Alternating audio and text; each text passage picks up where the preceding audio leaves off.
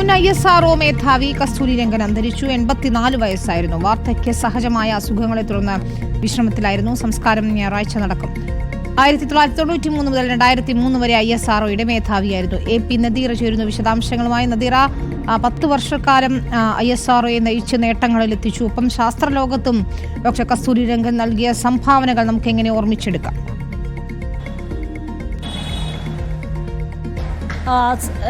വിനിത, ആദ്യമേ ഇന്ന് രാവിലെ 10:43 അദ്ദേഹത്തിൻ്റെ വിയോഗം സംഭവിച്ചതെന്ന് അദ്ദേഹത്തിൻ്റെ ബന്ധുക്കൾ മാധ്യമങ്ങളെ അറിയിച്ചിരിക്കുന്നത്.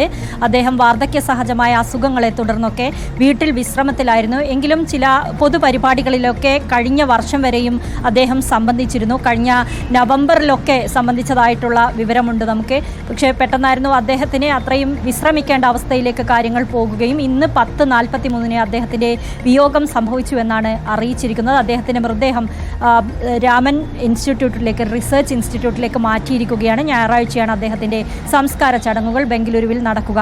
അദ്ദേഹത്തെ ഓർമ്മിക്കുമ്പോൾ ISRO മേധാവി എന്ന നിലയിലും അതിനു മുൻപുമൊക്കെ അദ്ദേഹം നൽകിയ സംഭാവനകൾ ഓർക്കേണ്ടതുണ്ട്.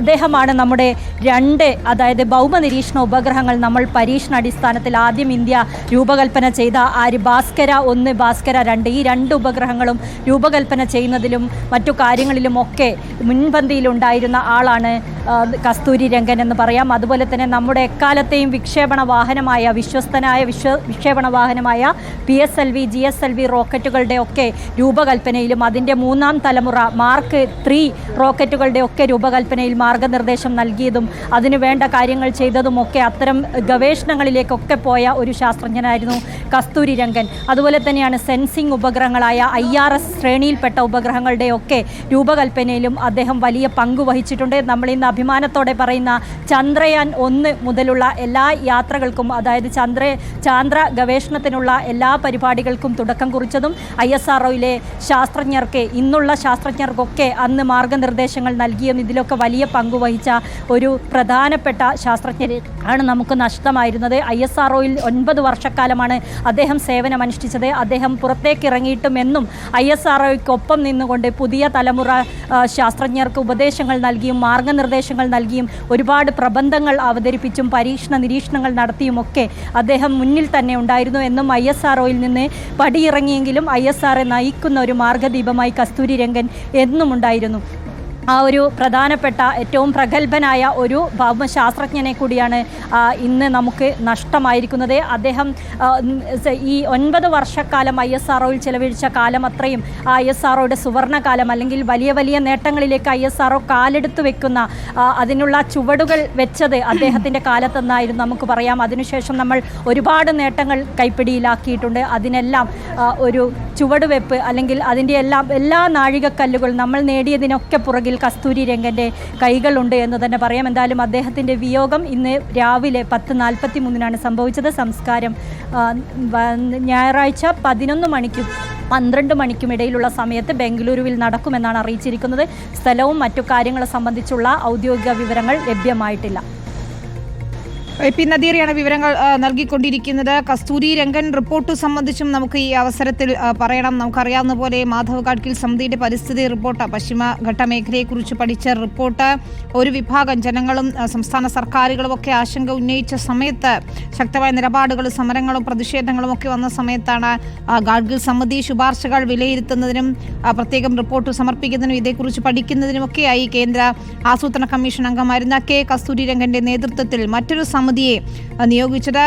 ഏതാണ്ട് വിശദമായ പഠനത്തിന് ശേഷം ഗാഡ്ഗിൽ സമിതി ശുപാർശകളെ തത്വത്തിൽ അംഗീകരിക്കുന്ന ഒരു റിപ്പോർട്ട് തന്നെയായിരുന്നു കസ്തൂരി രംഗൻ സമിതി മുന്നോട്ട് വെച്ചത്. പക്ഷേ പശ്ചിമഘട്ട മലനിരകളിൽ ഏതാണ്ട് 4/3 ഭാഗവും പരിസ്ഥിതി ദുർബല പ്രദേശമായി ഗാഡ്ഗിൽ സമിതി കണ്ടെത്തിയിരുന്നുവെങ്കിൽ പക്ഷേ 37% മാത്രം മതി ഇപ്രകാരമുള്ള പ്രദേശം എന്നായിരുന്നു കസ്തൂരി രംഗൻ സമിതിയുടെ വിലയിരുത്തലും. കേരളത്തെ സംബന്ധിച്ചിടത്തോളം വലിയ ചർച്ചയായ റിപ്പോർട്ടുകളിൽ ഒന്ന് തന്നെയാണ് കസ്തൂരി രംഗൻ റിപ്പോർട്ട് എന്നതും നമ്മൾ മറന്നുകൂടാ. ഇതിൽ പ്രധാനപ്പെട്ട കണ്ടെത്തലുകളായി ഉണ്ടായിരുന്നത് കേരളത്തിലെ 123 വില്ലേജുകളാണ്. പരിസ്ഥിതി ലോല പ്രദേശമായി പ്രഖ്യാപിച്ചുകൊണ്ട് അദ്ദേഹം ഇറക്കിയത്. അങ്ങനെ കസ്തൂരി രംഗൻ റിപ്പോർട്ട് എന്ന് പറയുന്നതും ഏറെ ശ്രദ്ധേയമായിരുന്നു. കേരളത്തെ സംബന്ധിച്ചിടത്തോളം കസ്തൂരി രംഗൻ അദ്ദേഹത്തിൻ്റെ കണ്ടെത്തലുകളൊക്കെ തന്നെ ഏറെ നിർണായകമായി മാറുകയും ചെയ്തിരുന്നു. അതുകൊണ്ട് തന്നെ ശ്രീ കെ കസ്തൂരി രംഗൻ്റെ വേർപാട് കേരളത്തിലും വലിയ ചർച്ചയാകുന്നു എന്നത് തന്നെയാണ്. നമുക്ക് അറിയാവുന്ന പോലെ കുട്ടനാടിൻ്റെ പുനരുജ്ജീവനം എപ്പോൾ നമ്മൾ ചർച്ചയാകുമ്പോൾ അപ്പോഴൊക്കെയും ഡോക്ടർ MS സ്വാമിനാഥൻ റിപ്പോർട്ട് പോലെ തന്നെ ശ്രീ കസ്തൂരി രംഗൻ്റെ നിർദ്ദേശങ്ങളൊക്കെ തന്നെ നമ്മൾ പരിഗണിക്കുകയും ചെയ്തതാണ്. AP നദീറയുണ്ട്. നദീറ, ഏറ്റവും പ്രധാനം നമ്മൾ പറഞ്ഞതുപോലെ തന്നെ ബഹിരാകാശ രംഗത്തെ ഒക്കെ സംഭാവനകൾ, മുൻ ISRO മേധാവിയുടെ സംഭാവനകൾ എന്ന നിലയ്ക്ക് നമ്മൾ എടുത്തു പറയേണ്ടുന്ന നേട്ടങ്ങൾ തന്നെയായിരുന്നു. നമുക്കറിയാവുന്ന പോലെ രാജ്യം ഒരു നിർണായക ചുവടുവയ്പ്പുകൾ ബഹിരാകാശ രംഗത്ത് നടത്തുമ്പോൾ ചന്ദ്രയാൻ ഉൾപ്പെടെയുള്ളവ അത്തരം വിക്ഷേപണങ്ങൾക്കൊക്കെ തന്നെ നിർണായകമായി മാറിയ പല കാര്യങ്ങളും ഉണ്ടായിരുന്നു ISROയുടെ ഗവേഷണ രംഗത്ത്. അതിലൊക്കെ ചുക്കാൻ പിടിച്ച വ്യക്തിത്വം എന്ന നിലയിൽ കൂടിയാണ് നമ്മൾ കസ്തൂരി രംഗനെ ഓർത്തെടുക്കുകയും ചെയ്യുന്നത്.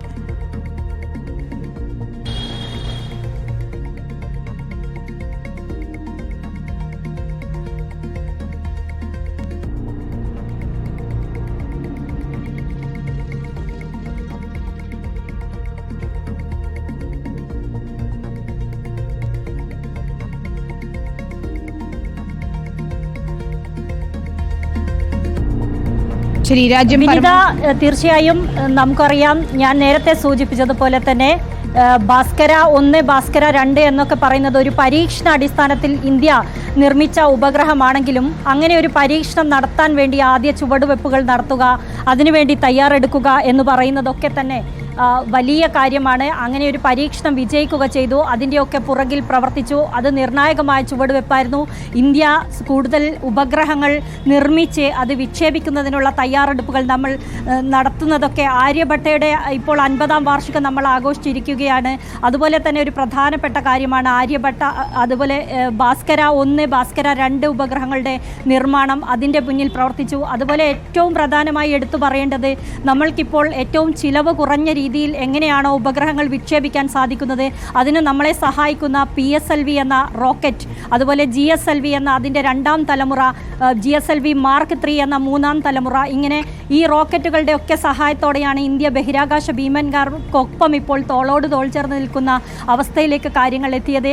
ചൈനയ്ക്കും ജപ്പാനും അതുപോലെ തന്നെ റഷ്യയ്ക്കും അമേരിക്കയ്ക്കും ഒക്കെ അടുത്ത് ഒപ്പം നിൽക്കാനുള്ള ഒരവസ്ഥ ഇന്ത്യക്കുണ്ടാക്കി തന്ന നമ്മുടെ ഏറ്റവും വിശേഷപ്പെട്ട PSLV അതുപോലെ GSLV എന്നീ വിക്ഷേപണ വാഹനങ്ങൾ ഇത് രൂപകൽപ്പന ചെയ്യുന്നതിൽ അതിൻ്റെ പ്രോജക്റ്റ് മാനേജറായി വർത്തിച്ച ആളാണ് അദ്ദേഹം. അപ്പോൾ അദ്ദേഹം എത്ര ദീർഘദർശിയായിരുന്നു എന്നുള്ളതാണ്. ഈ കാര്യങ്ങൾ നമുക്ക് ചെയ്യാൻ പറ്റിയില്ലായിരുന്നെങ്കിൽ ഇന്ന് നമ്മൾ നേടി എന്ന് പറയപ്പെടുന്ന ഒരു നേട്ടങ്ങളും നമുക്ക് സ്വന്തമാക്കില്ലായിരുന്നു. അതിനൊക്കെ അടിത്തറ പാകിയ ഒരു ശാസ്ത്രജ്ഞൻ കൂടിയാണ് അദ്ദേഹം. PSLV അതുപോലെ GSLV Mark 3 റോക്കറ്റുകളുടെ വിക്ഷേപണത്തിൽ അതിൻ്റെ നിർമ്മാണത്തിലൊക്കെ മാർഗദർശിയായി ഇതിൻ്റെ പ്രൊജക്ട് മാനേജറായി വർത്തിച്ചു. അതിൽ നിന്ന് പാഠങ്ങൾ കൊണ്ടുകൊണ്ടാണ് ഇന്ത്യ ഇപ്പോൾ ന്യൂജൻ റോക്കറ്റുകൾ വികസിപ്പിച്ചുകൊണ്ടിരിക്കുന്നത്. ക്രയോജനിക് സാങ്കേതിക വിദ്യയൊക്കെ ഇന്ത്യ ആർജിക്കുന്നതും അത്തരത്തിൽ നമുക്ക് നേട്ടങ്ങൾ കൊയ്യാൻ സാധിച്ചതും ഒക്കെ അതിന് പിന്നിലൊക്കെ അടിത്തറ പാകിയ ഒരു ശാസ്ത്രജ്ഞൻ എന്നു തന്നെ ഇദ്ദേഹത്തെ വിശേഷിപ്പിക്കാം. അതുപോലെ സെൻസിംഗ് ഉപഗ്രഹങ്ങൾ നമുക്കില്ലാതിരുന്ന കാലത്താണ് IRS ശ്രേണിയിൽപ്പെട്ട ഉപഗ്രഹങ്ങളുടെ നീണ്ട നിര, അതിൻ്റെ പ്രോജക്റ്റ് ഡയറക്ടറായും അദ്ദേഹം വർദ്ധിച്ചു. അതിനുവേണ്ടിയുള്ള കാര്യങ്ങളും മാർഗനിർദ്ദേശങ്ങളും ഒക്കെ ശാസ്ത്രജ്ഞർക്ക് നൽകുന്നതും അത് വികസിപ്പിച്ചെടുക്കുകയും അക്കാര്യത്തിലും പിന്നീട് അതിൻ്റെ മറ്റു പല ഘട്ടങ്ങളിലായുള്ള നാവിക് ശ്രേണിയിലൊക്കെ നമ്മൾ കടന്നിട്ടുണ്ട്. നമുക്ക് സ്വന്തമായി ഗതിനിർണയ ഉപഗ്രഹം, അതിൻ്റെയൊക്കെ തുടക്കമായുള്ള ഉപഗ്രഹങ്ങളൊക്കെ രൂപകൽപ്പന ചെയ്യുന്നതിൽ വലിയ പ്രാഗൽഭ്യം തെളിയിച്ച ആളായിരുന്നു കസ്തൂരി രംഗൻ. അങ്ങനെ ISROയെ സംബന്ധിച്ചിടത്തോളം വലിയ നേട്ടങ്ങൾ ISROയെ സ്വന്തമാക്കാൻ സഹായിച്ച ഒരു വലിയ ശാസ്ത്രജ്ഞൻ കൂടിയാണ് നഷ്ടമായിരിക്കുന്നത്. ബഹുമുഖ പ്രതിഭ എന്ന് തന്നെ നമ്മൾ ഡോക്ടർ കെ കസ്തൂരി രംഗനെ വിശേഷിപ്പിക്കണം. 1940 എറണാകുളത്തായിരുന്നു ജനനം. സ്കൂൾ വിദ്യാഭ്യാസം ഒഴികെയുള്ള കാലത്ത് മുംബൈയിലായിരുന്നു. 1994 മാർച്ച് 31 അദ്ദേഹം ISRO ചെയർമാൻ ആകുന്നത്. നേരത്തെ നദീറ പറഞ്ഞതുപോലെ ഇൻസാറ്റ്, PSLV, GSLV എന്നിവയൊക്കെ വികസിപ്പിച്ചത് കസ്തൂരി രംഗൻ്റെ കാലഘട്ടത്തിൽ തന്നെയായിരുന്നു. മാത്രവുമല്ല കർണാടക വിജ്ഞാന കമ്മീഷൻ്റെ അംഗമായിരുന്നു. ദേശീയ വിദ്യാഭ്യാസ നയത്തിന്റെ കരട് തയ്യാറാക്കിയതും ഡോക്ടർ കസ്തൂരി രംഗനായിരുന്നു. കർണാടകയിലെ വിദ്യാഭ്യാസ നയം രൂപീകരിക്കുന്നതിനും അദ്ദേഹം പ്രധാന പങ്ക് വഹിച്ചു. നമുക്കറിയാവുന്ന പോലെ പശ്ചിമഘട്ട സംരക്ഷണം സംബന്ധിച്ച നിർണായക റിപ്പോർട്ടും തയ്യാറാക്കിയത് ഡോക്ടർ കസ്തൂരി രംഗനാണ്. അദ്ദേഹത്തിന്റെ വിയോഗം ശാസ്ത്രമേഖലയെ, ഇന്ത്യയെ സംബന്ധിച്ചിടത്തോളം, രാജ്യമെമ്പാടുമുള്ളവരെ സംബന്ധിച്ചിടത്തോളം തീരാ നഷ്ടമെന്ന് തന്നെ നമ്മൾ വിലയിരുത്തണം. AP നദീറയാണ് വിശദാംശങ്ങൾ നൽകിയത് ബംഗളൂരുവിൽ.